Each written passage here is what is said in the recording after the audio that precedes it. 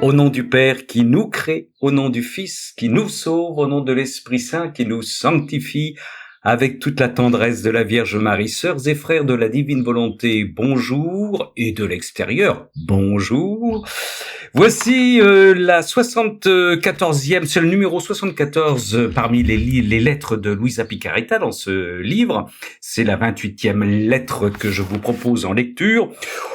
Je ne vous apprends rien, sœurs et frères, mais lorsque le Seigneur décide d'avoir une relation particulière avec l'une ou l'un d'entre nous, dans notre Église, il y a toujours des têtes à claques qui veulent faire montre d'autorité. On met Faustine Kowalska, ses écrits à l'index.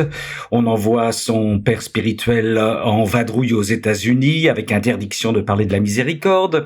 On enferme le Padre Pio dans sa cellule et on met à l'index les écrits de Luisa Piccarreta. Avant que la vérité explose, car Dieu est Dieu, Il faut vraiment que nous aimions notre Église pour supporter toutes ces singeries.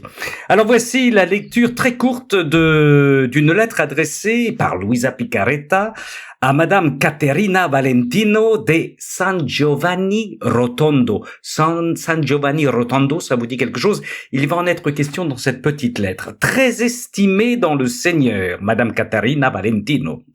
Merci pour votre lettre. Pour vous récompenser, puisse le cher Jésus vous garder à l'intérieur des vagues de la volition divine, de telle manière que vous ne puissiez rien regarder et ne vouloir rien d'autre que la vie du décret suprême. Et ne vouloir rien d'autre que la vie du décret suprême. Nous sommes toujours en 1939.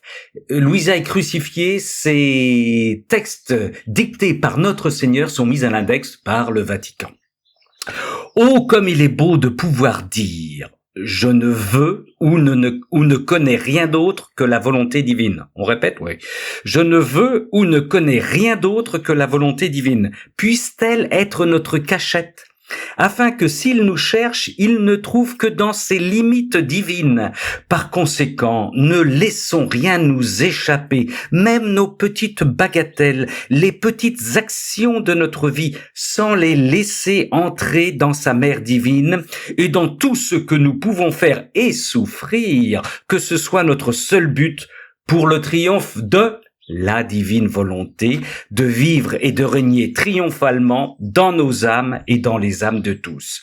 Comme nous serons heureuses, chacun de nos actes sera une conquête divine. Chacun de nos actes sera une conquête divine. Elle conclut. Par conséquent, soyons attentives. Toujours, soyons attentifs. C'est ce que le Seigneur dit à Luisa, c'est ce qu'elle dit à ses correspondants et à ses correspondantes. Il ne faut rien d'autre qu'une ferme décision. Ça, c'est important. Pour entrer dans la divine volonté, c'est pas de la mollasserie, c'est pas du à moitié, c'est pas du trois quarts, c'est pas du 99,8%. Il faut une décision ferme de vouloir vivre dans la sainte volonté. C'est Jésus qui le veut.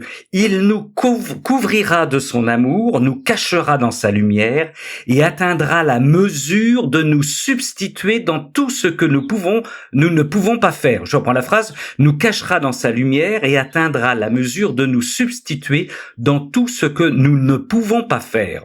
Je me recommande à vos prières. Dites à Padre Pio de prier beaucoup pour nous, car la tempête ne montre aucun signe de cessation. Luisa Piccarreta et Padre Pio étaient des amis. Chut, faut pas le dire.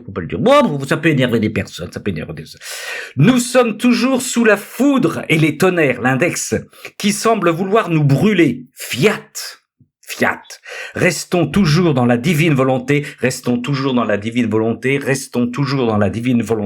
du fond du cœur, mes respects les plus sincères, je dis, la petite fille de la divine volonté, Corato, 27 avril 1939. Restons toujours dans la divine volonté. Sœurs et frères, dans l'amour trinitaire, soyez bénis.